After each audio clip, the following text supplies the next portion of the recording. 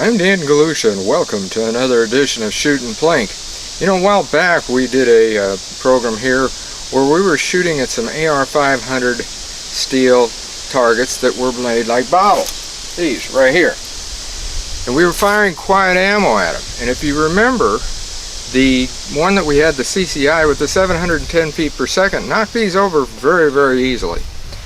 The Super Colibre, where you drop to 500 something, it didn't do it. And at that time I mentioned, gee, I wonder if a higher powered pellet gun, such as the one I'm going to use today, which is a Gamo Swarm 10, and the Fusion 10 that is, and we're going to give that a try and see if that'll knock them over. Again, we're going to go to the same distance at around 11 or around 10 meters, I should say. That's about 11 yards, and that's about what you fire your air guns at. And that's what we're going to do. We're going to shoot at these AR500 steel, you can hear them, and we're going to see if it will knock them over. We don't know. It might not. Who knows? And this is a 177, by the way, not a 22, but a 177. So I've got it loaded. She's ready to go. Hopefully the sights are on, and we're going to see what happens. Well, you can see I got the target set up here, and I'm going to move back to around 10 meters, and we're going to see how this Swarm does, this Fusion 10. It's got more feet per second. In fact, it's supposed to have around 1,000, I think it is. And if I remember right on the chronograph, it's around 900. Anyway, it'll still be up there in that same range as the CCI quiet ammo, which was 710. So we'll see how this air gun works.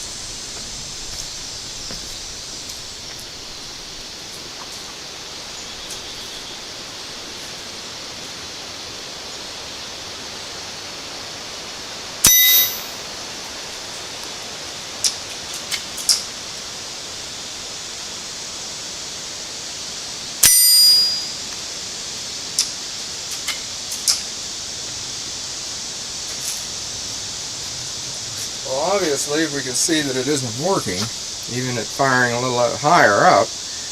So what I'm going to do is I'm going to move in a little bit closer, which is dangerous actually. So I don't recommend this. I'm going to shoot it about 7 yards, which is a normal air gun one, usually for your pistols. But we'll see what it does with that.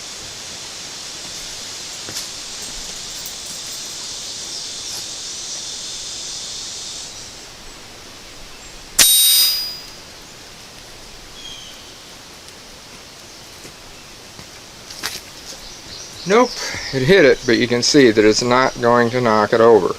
Looked like I moved it a little bit. I'm just wondering, we're going to try this. We're going to aim high on it and see if I can knock them over.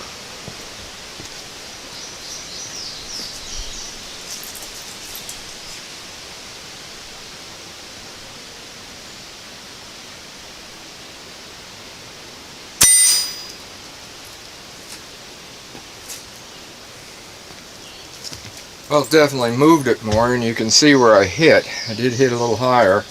You'd probably have to shoot it way high to get it to do anything. We'll see. I got a few more rounds left. In fact, what's nice about this, it tells you how many more rounds. I got about 5 left.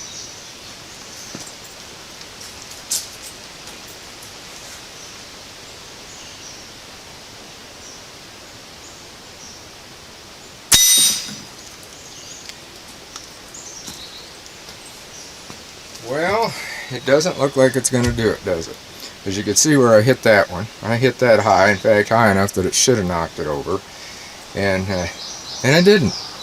I was going to also try the Buckmark pistol that I've got. It's an Umarex, and I'm not going to because that's got less velocity than this one, and this one's got quite a bit. So you can see that the airgun 177, and I don't think the 22 would do any better. It just won't do it. You have to have powder pretty much to do those.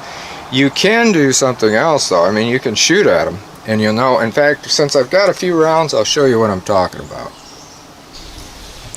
Alright, you can see what I've done. I hung, that's an 8-inch plate up there. You can get them, as you well know, and anybody that shoot ARs. And one of the things too, with a an air gun, I would say, you know, drop it all the way maybe to an AR500 1/8 inch rather than this. This is a 3/8 inch, which will take several calibers, 9mm even easily. Even 1/4 inch will take 9mm. And normally my air guns I shoot at 1/4 because I do want it to be so that maybe if I want to shoot a 9 I can. But normally I figure a 1/4 will take a 22 pretty good. A 3/16, that will work well too. That works with any of your rimfire stuff. But when it drops down to 1/8, then, yeah, like I said, you're going to AR400. That, I'd say stick with air guns on that. That's it. But I'll show you what this does on here. You probably know anyway. That's an 8 inch there, by the way. I think that is. Anyway, that's, maybe that got the 10 up there. Anyway, I just stuck one up there for the heck of it. You got them in 6s and 4s and what have you. And I'm going to move way back because that's what you can do. You can shoot at this further back and still hear it. And I'll tell you something else that you can do in a little bit here, and then we're going to do that eventually, but not today.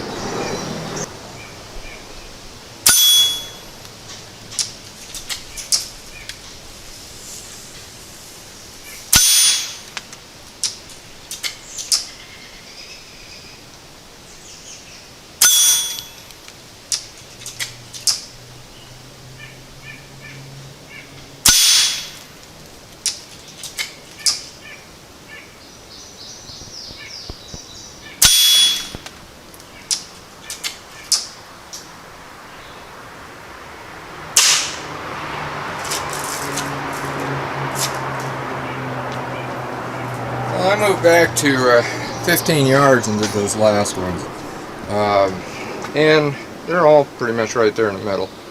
So, you know, I'm not going for accuracy anyway, but I could have hung the 6 up there if I don't want to hit that, even the 4.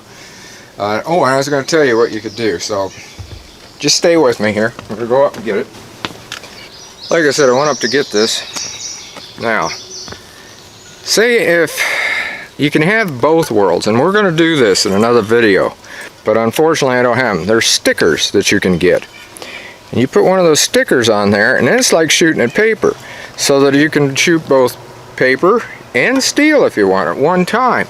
And you're not going to be able to see what I'm talking about. And you can also get what they call the splatter targets, which some people call them shoot and see. Well, that's what you can get to stick on here. Makes it much easier even. But as I said, we're going to do that in another video.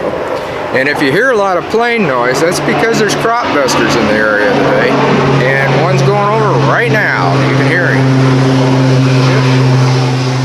Straight over our heads, in fact. Thank heavens he hasn't tripped the lever and bombed us here. He's got some fields around here anyway. And that's what you're hearing, are the crop dusters. Anyway, you can see what steel will do.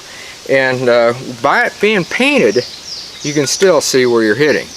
But the problem is you're going to have to paint all the time. Or with the sticker, slap it on, smooth it down, shoot. That's all there is to it. And like I said, we're going to do that in another video. So until next time, shoot safe and have a great day of plinking.